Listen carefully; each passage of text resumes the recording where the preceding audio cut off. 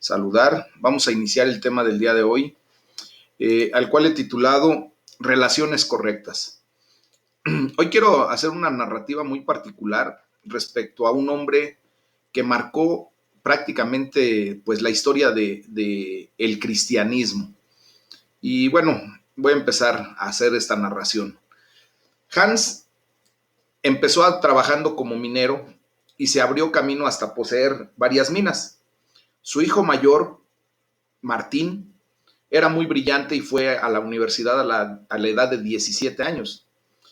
A Martín ya le esperaba una respetable carrera como abogado, pero de repente, y para disgusto de su padre, de Hans, él canceló su matrícula, simplemente se salió de la escuela y en vez de estudiar derecho, él decidió ir a hacerse monje y posteriormente se convirtió en un sacerdote. Bueno, Martín quería vivir una vida de santidad. Él ayunó durante días y pasó noches sin dormir y en oración, pero aún estaba plagado de su propia injusticia ante un Dios justo. Cuando tenía la edad de 30 años, este hombre llamado Martín, y mientras estudiaba la carta a los romanos, en el capítulo 1, versículo 17, él se percató del contexto de las palabras. Es lo que nos sucede muchas veces, mis amados, cuando estamos leyendo la palabra de Dios y de repente el Señor abre la luz a nuestras vidas y comprendemos muchas cosas de un momento a otro. Bueno, pues a este hombre, a Martín, le pasó exactamente eso. Más tarde él escribió, y voy a citar a Martín de una manera textual, dice: allí empecé a entender que la justicia de Dios es aquella por la cual el justo vive por un don de Dios. Concretamente, ese don se llama fe. Y el significado de este don es la justicia de Dios que se revela por medio del Evangelio, es decir, la justicia pasiva con la cual el Dios misericordioso nos justifica por la fe. Como está escrito, el justo por la fe vivirá. Fue entonces que sentí que había vuelto a nacer y había entrado al paraíso por las puertas abiertas. Bueno, esto que les estoy narrando, mis hermanos, esta experiencia ocurrió hace aproximadamente 500 años. Y no solo cambió la vida de Martín, sino que también alteró completamente el curso de la historia humana. Este Martín llegó a ser una de las figuras fundamentales de la civilización occidental. Él es el fundador, uno de los fundadores de la Reforma. Fíjense nada más, el semillero para el pensamiento social, económico y político. Su nombre, por supuesto, ya lo descubrieron, era Martín Lutero. Obviamente, Martín Lutero se vino a convertir en uno de los líderes más prominentes en la historia de la humanidad en esta era moderna propiamente, en el sentido de que a raíz de los estudios, a raíz de que él verdaderamente tuvo una intimidad personal con Dios que le abrió el entendimiento, y después de haber sido sacerdote de la religión católica romana, él viene a hacer una serie de tesis, 95 tesis en número concreto, que esas tesis va y las pega en las puertas de la iglesia de Notre Dame, y a partir de allí empieza la revolución, empieza la reforma a todo lo que verdaderamente conocemos ahora como el cristianismo de la Reforma o el cristianismo evangélico. Pues bien, mis amados hermanos, este hombre trajo una transformación por medio de la revelación que Dios le dio a través de su bendita palabra. Martín Lutero, pues ahora propiamente es el personaje que ha hecho posible que nosotros en el occidente, en toda esta parte de la América y de la Europa occidental, pues ahora tengamos nosotros la bendición de conocer la palabra de Dios.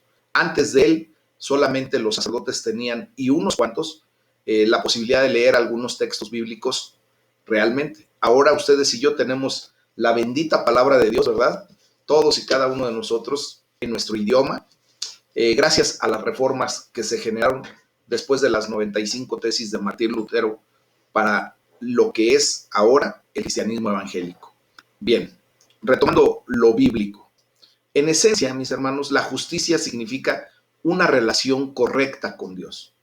Y es por eso, ¿verdad?, que nosotros tenemos que venir a dar al clavo de si tenemos una relación correcta con Dios, entonces estamos dentro de la justicia divina. Y esto nos va a conducir a las relaciones correctas con los demás. Y es por eso el nombre de este tema, ¿verdad? Relaciones correctas. Porque ustedes y yo ya tenemos que vivir de la manera a la que fuimos nosotros diseñados para vivir relaciones ordenadas, no solamente con Dios en una relación vertical, sino también en relaciones horizontales entre nosotros mismos. Esto es un don hecho posible a través de la vida, la muerte y la resurrección de nuestro Señor Jesucristo. El verdadero Dios hecho carne, venido en carne y sangre, que dio su vida en rescate de la nuestra, y ahora por esa condición, cuando aplicamos nuestra fe, nuestra confianza en Cristo, cuando ejercemos esa condición, pues somos justificados delante de Dios. Romanos 5:1 es muy claro, dice: justificados pues por la fe, tenemos paz para con Dios por medio de nuestro Señor Jesucristo. Y esa justificación nos trae a la posibilidad, a la realidad de disfrutar de relaciones correctas. Cuando tú y yo entramos en la justicia divina, cuando no hacemos las cosas por nuestra propia cuenta, sino por lo que Dios dice que tenemos que hacer. Esto nos lleva a disfrutar de las bendiciones que Dios nos da por tener relaciones correctas. Vamos a ver en el Salmo número 84, del versículo 1 al 7, cómo es que nosotros podemos disfrutar de esas bendiciones. Y dice la palabra de Dios, Salmo 84, versículo 1 en adelante: cuán amables son tus moradas, oh Jehová de los ejércitos. Anhela mi alma y aún ardientemente desea los atrios de Jehová. Mi corazón y mi carne cantan al Dios vivo. Aún el gorrión halla casa, y la golondrina nido para sí, donde ponga sus polluelos. Cerca de tus altares, oh Jehová de los ejércitos, Rey mío y Dios mío. Bienaventurados los que habitan en casa, perpetuamente te alabarán. Bienaventurado el hombre que tiene en ti sus fuerzas, en cuyo corazón están tus caminos. Atravesando el valle de lágrimas lo cambian en fuente. Cuando la lluvia llena los estanques, irán de poder en poder. Verán a Dios en Sión. Amén. ¿Qué nos dice la palabra de Dios? Las bendiciones más grandes, hermanos, las bendiciones más grandes que podemos tener. Ahí está. Las encontramos nosotros viviendo en la presencia de Dios. Cuando estamos en ese lugar santísimo que Dios ha abierto para que ustedes y yo podamos acceder con seguridad, con confianza, hasta ese trono de la gracia. Cuando estamos delante de la presencia de Dios, pues nosotros podemos experimentar las bendiciones más grandes. Y este salmo, en lo particular, es uno de mis favoritos. Yo lo he leído constantemente y me encanta porque describe propiamente las bendiciones de vivir en una relación correcta con Dios. Por ejemplo, dice el salmista: anhelo, deseo fervientemente, ardientemente tengo el anhelo en mi corazón por la presencia de Dios. Creo que todos los que estamos reunidos en este devocional y los que están escuchando posteriormente esta enseñanza, tenemos el gran anhelo por disfrutar de la presencia de Dios, por entrar a ese lugar santísimo y verdaderamente venir a ser llenos de la presencia de Dios. ¿Por qué? Porque en todo corazón humano hay un hambre espiritual que solo puede ser satisfecha viviendo en una relación correcta con Dios. Hemos explicado, y creo que todos y cada uno de los que me están escuchando y viendo, hemos experimentado en algún momento de nuestras vidas, y sobre todo, muy obvio, antes de venir a Cristo, ese vacío existencial. Eso que de alguna o de otra manera nos da un sentimiento hasta de tristeza, en donde podemos ver que pudiéramos tener absolutamente de todo, pudiéramos tener una economía sólida, pudiéramos tener a una pareja, entre comillas, estable, pudiéramos tener posesiones materiales, económicas, una casa, un carro, tener un buen trabajo y pensar que todo eso traería una absoluta felicidad a nuestra vida. Pero nos damos cuenta de repente que hay algo que falta, que aunque tengamos absolutamente todo lo que anheláramos, físicamente hablando, económicamente, tenemos salud, tenemos lo que ustedes quieran, pero llega el momento en que nos damos cuenta de que hace falta algo en nuestra vida y que nos sentimos como vacíos, como huecos, como que algo no encaja.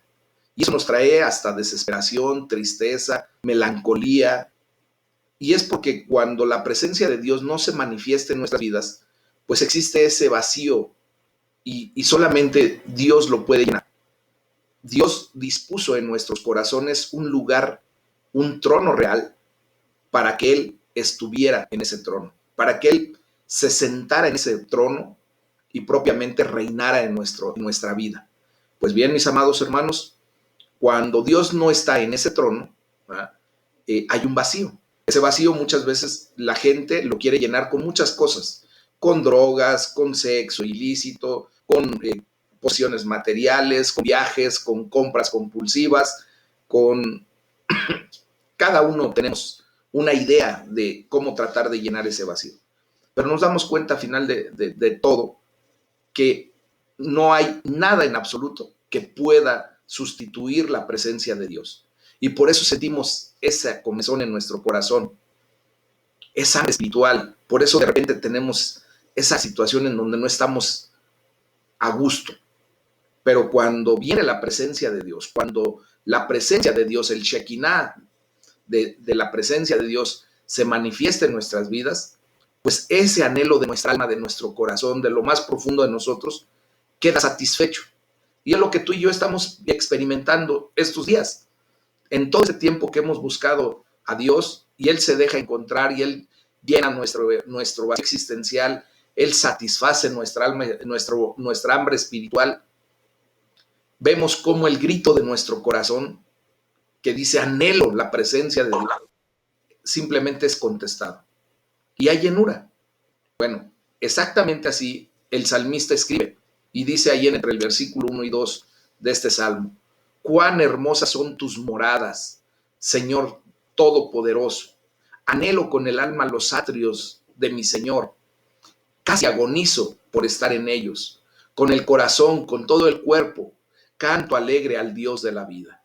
Esa es otra versión. Lo voy a leer nuevamente en la versión de Reina Valera y fíjense cómo dice: cuán amables son tus moradas, oh Jehová de los ejércitos. Anhela mi alma y aún ardientemente desea los atrios de Jehová. Mi corazón y mi carne cantan al Dios vivo. En la otra versión como que se entiende un poquito mejor, ¿verdad? Pero bueno, también, mis amados, el punto de que nos describe el salmista, que la bendición está justamente en la presencia de Dios. Mientras pasamos tiempo orando, mientras pasamos tiempo escuchando a Dios a través de la lectura de la bendita palabra de la Biblia, mientras pasamos tiempo adorando a ese Dios todopoderoso, pues vamos a encontrar que no hay otro lugar en el que prefiramos estar más que en su presencia. De hecho, el versículo 4 de este salmo nos dice: dichoso el que habita en tu templo, pues siempre te está alabando.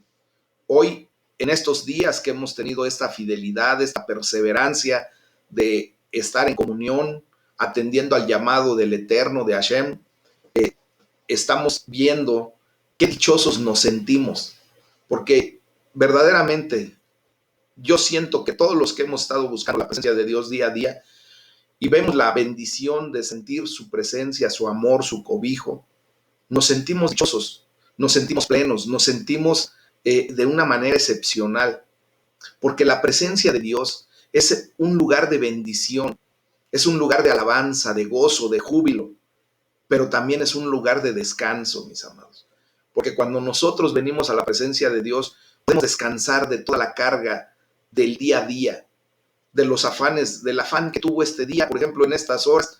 Yo me recuerdo perfectamente bien cuando mi hermano Jesús Palafox hace la oración y nos dice, hermanos, qué grato es llegar a la presencia de Dios después de un día de trabajo y antes de dormir, tener esa relación, tener este tiempo de calidad entre Dios y nosotros y poder descansar en su presencia.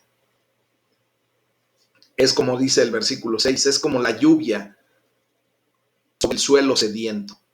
Yo tengo la fortuna de tener un pequeño jardín aquí en la casa y me he dado cuenta que cuando a veces me paso de listo y no riego mi jardín, yo veo marchitas las plantitas, el pasto se ve hasta amarillento, se ve deshidratado y justo cuando empiezo a regar mi jardín, de verdad es increíble ver cómo de repente hasta como que florecen, como que se revitalizan mis plantas, el pasto se vuelve a ser como hidratado, como verdoso nuevamente y está pleno. ¿Verdad? Cuando nosotros venimos delante de la presencia de Dios, encontramos que nuestra vida se revitaliza. Viene la unción del Espíritu Santo, viene la llenura del Espíritu Santo y entonces nosotros nos volvemos a sentir vivos, nos volvemos a sentir con fuerza, nos volvemos a sentir con autoridad. Salimos al otro día motivados porque la presencia de Dios en nuestra vida siempre va a traer eso, un motivo de querer salir adelante, de querer hacer las cosas para glorificar su nombre. Eso es lo que logramos en la presencia de Dios, mis amados. Esto nos lleva a ver el poderío, la fuerza de la presencia de Dios. Dice el versículo 5, cuando nuestra fuerza está en Dios, pues vemos cómo todo florece, todo prospera, todo progresa. Cuando nosotros verdaderamente depositamos nuestra fe y nuestra confianza, Dios fortalece nuestras vidas, nos llena con su poder, con su autoridad, con su misma gloria. Y entonces nosotros salimos de una manera diferente. Los lugares difíciles, las situaciones difíciles, los valles de lágrimas de la vida, pues Dios los transforma en manantiales. Así lo dice el versículo 6. Pero es solo en su presencia, solo cuando tenemos esa relación correcta con Dios. Dice que nosotros podemos encontrar, ¿verdad? Nos podemos encontrar pasando de poder en poder, como lo dice el versículo 7. Es el momento cuando nosotros extraemos nuestra fuerza de Dios, cuando Dios trae lo mejor de sí para nosotros. Y así es como nosotros podemos vivir de gloria en gloria, de victoria en victoria, de poder en poder, y nosotros salimos airosos de todas las situaciones que podamos estar pasando.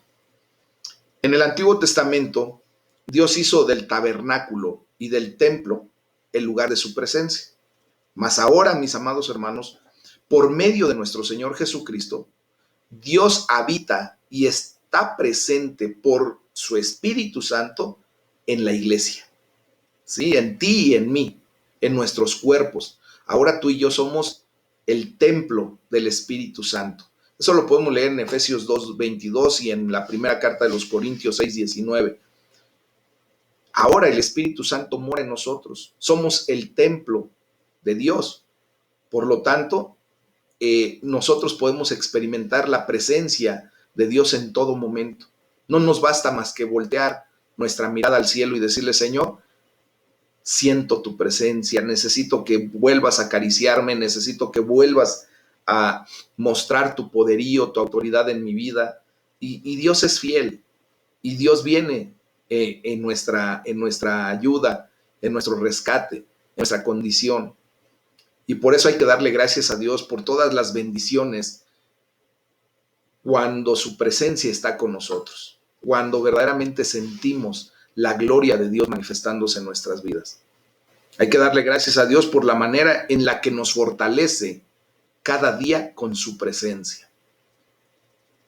¿Sabes por qué somos recurrentes? ¿Por qué estamos orando todos los días, mis amados? Porque justamente tú y yo sentimos cómo Dios fortalece nuestra vida después de este tiempo de intimidad con Él, después de escuchar su palabra, después de orar, después de experimentar la coinonía que tenemos como hermanos en la fe. Es así como nosotros sentimos fortalecimiento en nuestras vidas a través de la presencia de Dios. Ahora bien, para poder vivir esa experiencia, pues tenemos que recibir el don, ese don de la fe que nos permite venir a tener una relación correcta con Dios. Vamos a leer lo que dice la carta a los Romanos, del capítulo 1, del versículo 1 al 17. Y aquí, mis amados hermanos, pues vamos a empezar una carta maravillosa. Yo les voy a pedir que por favor hagan todo lo posible por no perderse ninguna de las enseñanzas de aquí hasta que terminemos la carta a los Romanos. La carta a los Romanos propiamente viene a ser como el, ¿cómo les puedo decir? Como el resumen de toda la Biblia. Nosotros vamos a ver cómo en la carta a los Romanos Pablo nos muestra a la iglesia antes de... Dijo que se la midieras y te quedaba a ti, y si no se la dieras, bueno. Perdón, ya. Perdón, vamos a ver cómo el apóstol Pablo nos muestra cómo estábamos antes de Cristo, del capítulo 1 al capítulo 6, cómo es que Cristo nos rescata, cómo es que Cristo nos redime, y ahí en el capítulo 7 lo vamos a ver, y después del capítulo 7 en adelante vamos a ver cómo somos después de Cristo. Así es cómo era la iglesia antes de Cristo, cómo el Señor la rescató y cómo es ahora después de Cristo. Es una hermosa carta, mis amados hermanos, en donde Dios habla nuestra vida de una manera excepcional. Y vamos a leer entonces el capítulo 1 de Romanos, del versículo 1 al 17. Dice Pablo, siervo de Jesucristo, llamado a ser apóstol, apartado para el evangelio de Dios, que el que había prometido antes por sus profetas en las santas escrituras acerca de su Hijo nuestro Señor Jesucristo, que era del linaje de David según la carne, que fue declarado Hijo de Dios con poder según el Espíritu de Santidad, por la resurrección de entre los muertos y por quien recibimos la gracia y el apostolado, para la obediencia a la fe en todas las naciones por amor de su nombre, entre las cuales están también ustedes, llamados a ser de Jesucristo. Y este ustedes es para ti, para mí, es para nosotros, ese ustedes, que somos llamados a ser de Jesucristo, dice. Versículo 7. A todos los que están en Roma, amados de Dios, llamados a ser santos, y ahora te lo digo a ti, a todos los que estamos reunidos como iglesia, como centro de formación cristiana aljaba de Dios. O sea, esta palabra es para nosotros también. Y nos dice el apóstol Pablo, gracia y paz a ustedes, de Dios nuestro Padre y del Señor Jesucristo. Versículo 8. Primeramente, gracias a mi Dios mediante Jesucristo con respecto a todos ustedes, de que su fe se divulga por todo el mundo, porque testigo me es Dios, a quien sirvo en mi espíritu en el evangelio de su Hijo, de que sin cesar hago mención de ustedes siempre en mis oraciones, rogando que de alguna manera tenga al fin, por la voluntad de Dios, un próspero viaje para ir a ustedes, porque deseo verlos, para comunicarles algún don espiritual, a fin de que sean confirmados, esto es, para ser mutuamente confortados por la fe que nos es común a ustedes y a mí.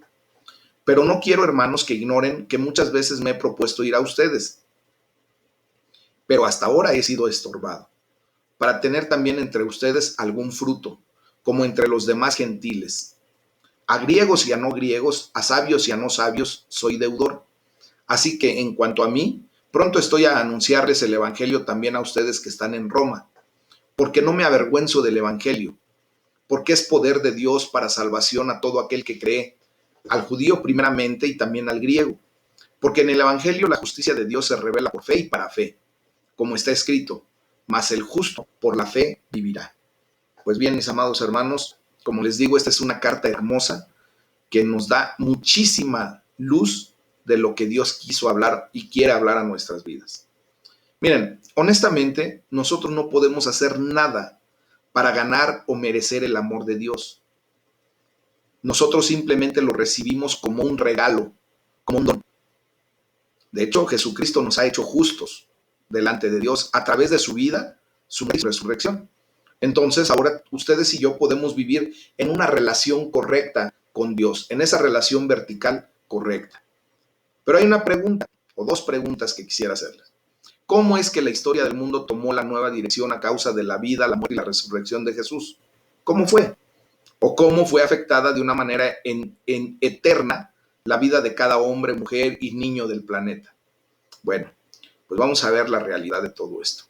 En este documento fundamental de teología cristiana, que fue escrito alrededor del año 59 después de Cristo, Pablo, quien se había encontrado al mismo Jesús resucitado, toma el hecho bien testimoniado de la vida, la muerte y la resurrección de Jesús de Nazaret y hace una serie de reflexiones acerca de todo lo que implica la muerte, la vida y la resurrección de nuestro Señor Jesús.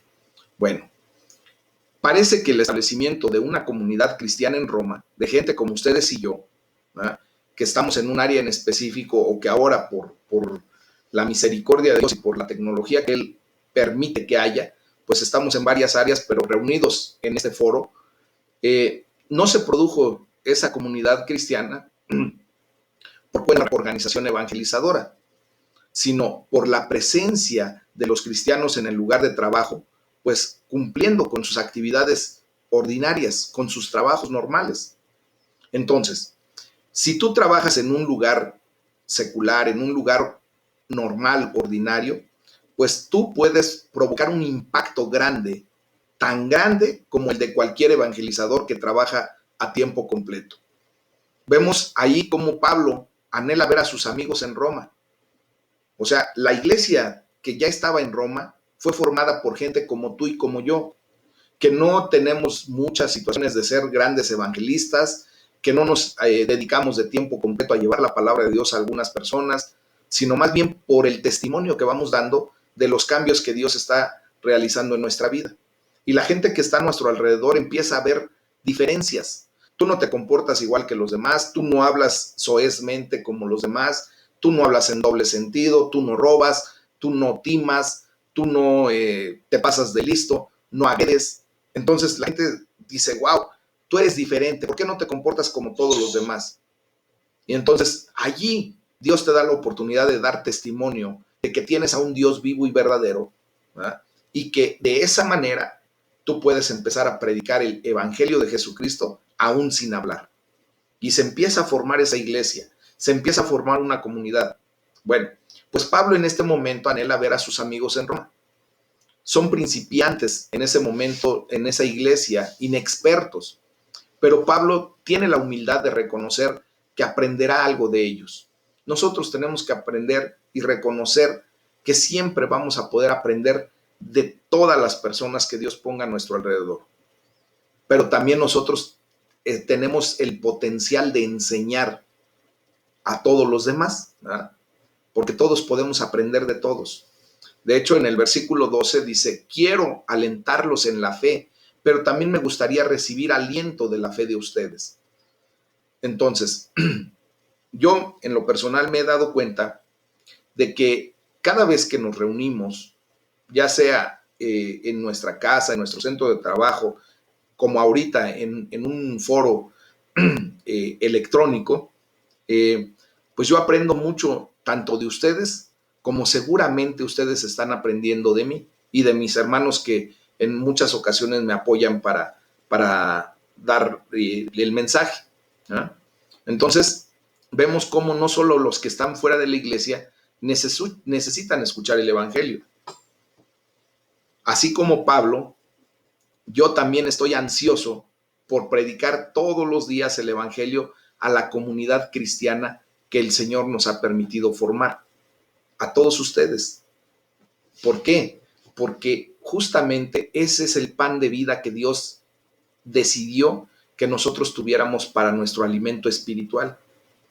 Y yo tengo el gran deseo de que todos ustedes y yo vengamos a ser nutridos por el poder del evangelio, por el poder de la palabra de Dios, y que no seamos anémicos espirituales, y que cuando tengamos que echar mano de la fe, cuando tengamos que ser fortalecidos por el espíritu que ahora tenemos en nuestras vidas, podamos salir adelante, y que no las deficiencias, que no los problemas, que no las dificultades nos venzan, sino todo lo contrario, nosotros vencer a nuestras dificultades porque estamos fortalecidos en nuestro espíritu.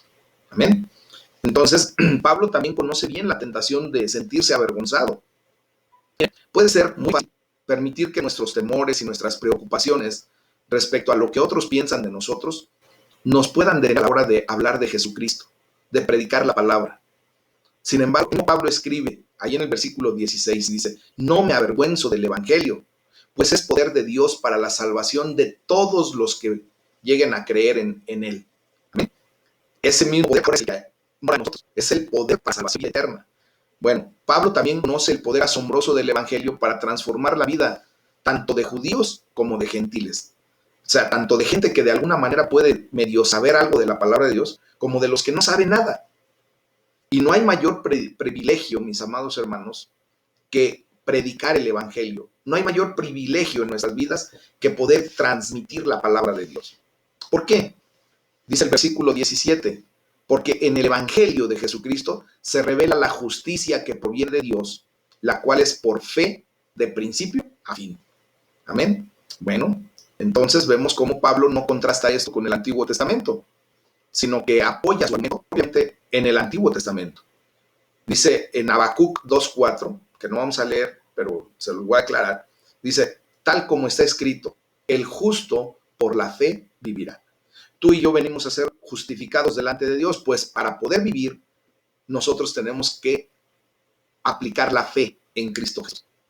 Pablo va a predicar mucho más acerca de esta justicia de Dios constantemente y quiere que nosotros estemos predicando lo mismo.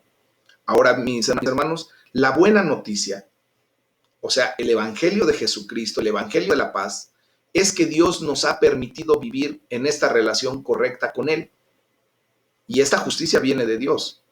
Es el don que el Señor nos ha dado, ese regalo inmerecido. Es un regalo para ti, es un regalo para mí. Mis amados, no podemos ganárnoslo. De hecho, no hay boleto que podamos comprar como en la lotería para poder ganar ese don o ese regalo que el Señor nos quiere dar y que nos da. Nosotros solamente lo podemos recibir por fe. Y cuando recibimos ese don, ese regalo de salvación, de vida eterna, pues ya no vivimos bajo culpa, ni tampoco vamos a vivir ya bajo condenación. ¿Por qué? Porque tenemos que comprender lo que dice todo el capítulo de Romanos 8, que lo vamos a estudiar posteriormente, que nada puede separarnos del amor de Dios, ni lo alto, ni lo profundo, nada nos podrá separar del amor de Dios.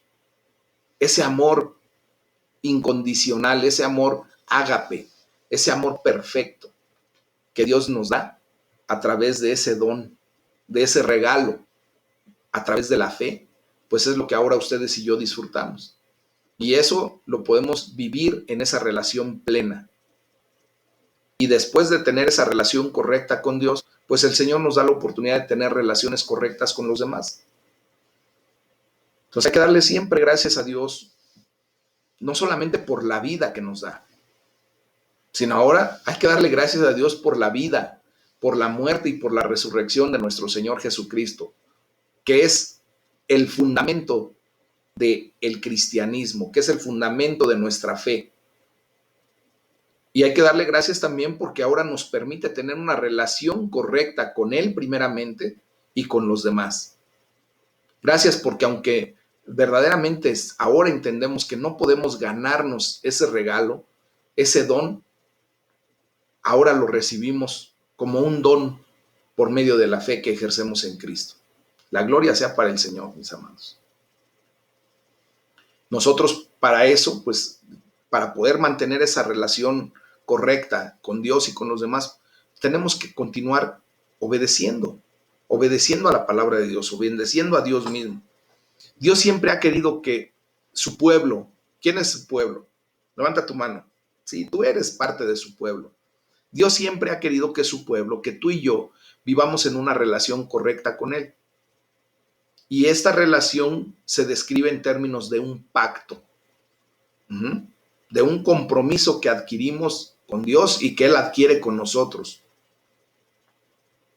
Entonces, vemos cómo Dios nos ha rescatado, a ti y a mí, de una condición de muerte espiritual en la que estábamos, en nuestros delitos, en nuestros pecados, cuando estábamos cautivos y éramos propiamente esclavos del pecado. Dios nos rescató de esa condición y se comprometió totalmente contigo, conmigo, con nosotros, ¿ah? Y nos describe posteriormente, a través de su bendita palabra, cómo debemos mantener esa relación correcta con Él. Vemos cómo en la palabra de Dios nos entrega los mandamientos, ¿sí o no? Para mantener una relación correcta y con los demás.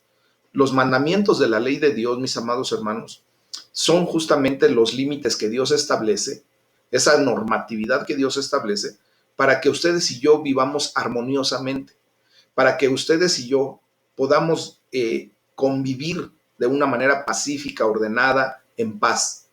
Por ejemplo, uno de los mandamientos dice: no robarás. Mis amados, si yo no soy capaz de robarte, pues no vamos a tener ningún problema, ¿verdad? No vamos a estar discutiendo porque yo me abusé de tu persona y quise quitarte algo de lo que te corresponde o de tu propiedad, y eso nos llevaría a tener problemas. Como yo entiendo que Dios ha puesto un límite y Dios me ha dado una ordenanza, una norma en donde me dice: no robarás, al atender yo a esa ordenanza, a esa norma, a ese precepto, pues en automático, si no robo, no tengo problemas contigo y mucho menos con él, ¿verdad? Entonces tenemos una relación correcta. Dicen, no cometerás adulterio. Si yo, por ejemplo, no me paso de listo con ustedes, adulterando algunas cosas, ¿verdad? Corrompiendo nuestra relación afectiva, pues no vamos a tener problemas y vamos a estar bien en esa relación correcta. Bueno, el propósito de las leyes que Dios emite es para permitirnos prosperar juntos, para caminar juntos.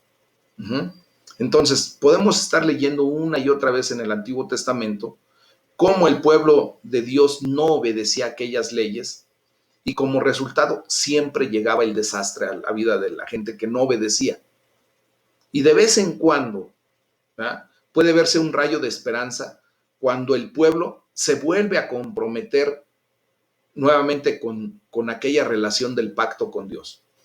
Cuando alguno de los líderes reconoce y dice: Señor, hemos pecado contra ti, el pueblo ha pecado contra ti, Señor, perdona el pueblo, perdona el pecado de tu pueblo. Y Dios, en su gran amor y su misericordia, vuelve a establecer nuevamente su relación con ese pueblo a través del pacto. Bueno, pues déjenme decirles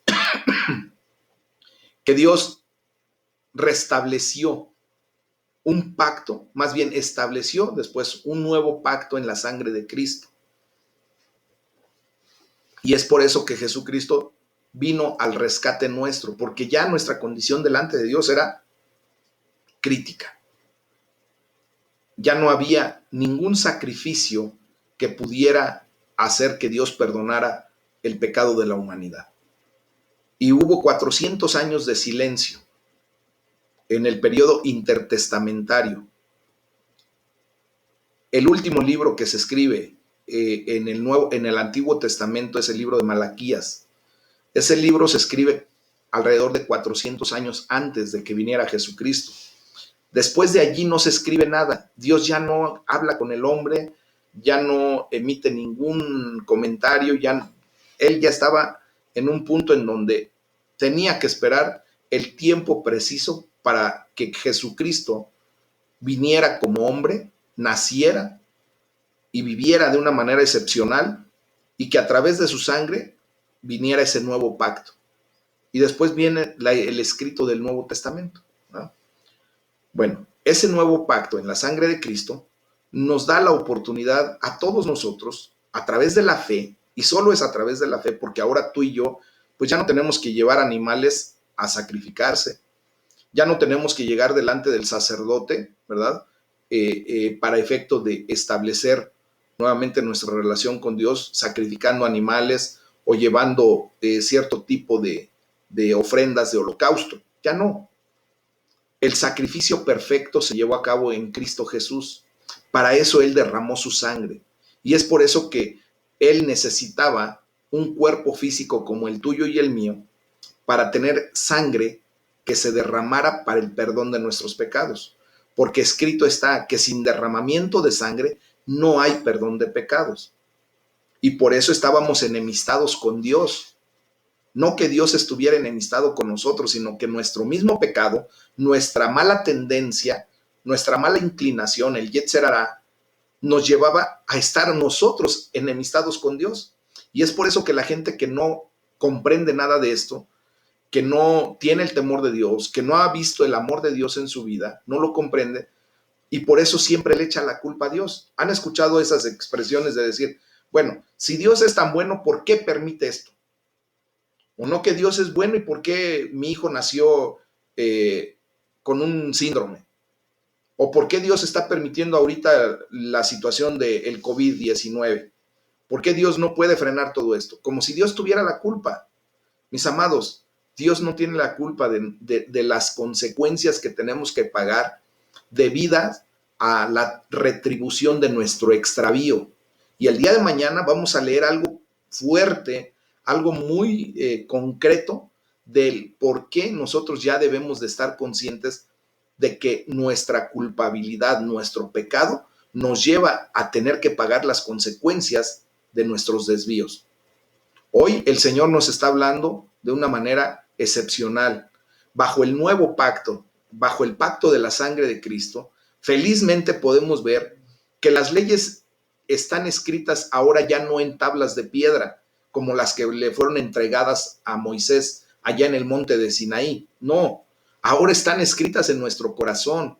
Ahora tú y yo que venimos a la vida espiritual cuando nacimos de nuevo, Dios ha escrito sus mandamientos, ha escrito sus leyes ahora en este corazón de carne. ¿Para qué? Para que nosotros seamos hacedores de la palabra, que no solamente seamos oidores como los judíos fueron.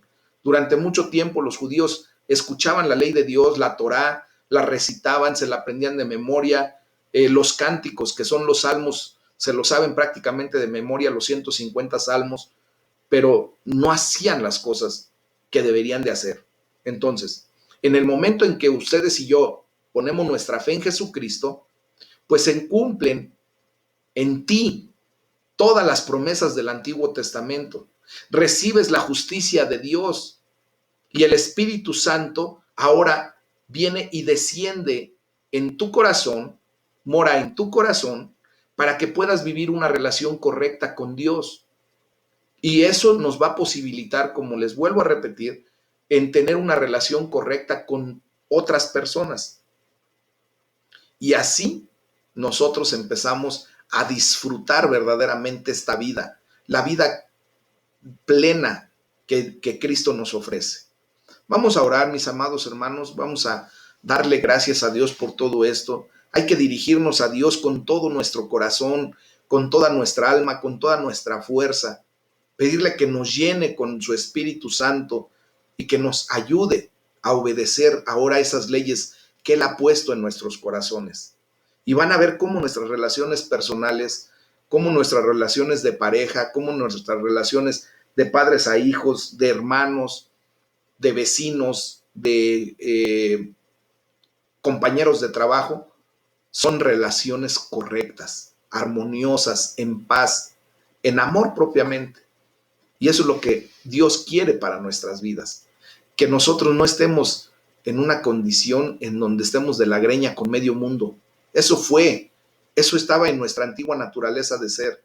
Hoy somos nuevas criaturas en el Señor y por lo tanto todas las cosas viejas ya pasaron. Si tú antes eras rencilloso, peleonero, bueno, que todo el mundo te caía mal y querías desaparecer a medio mundo, pues ahora en Cristo tenemos la bendición del nuevo pacto y ahora tenemos eso que Dios ha puesto en nuestro corazón, su amor, su llenura, su presencia, y ahora nos permite vivir de una manera diferente. Amén. Ese es el tema del día de hoy, mis amados hermanos. Vamos a orar, vamos a darle la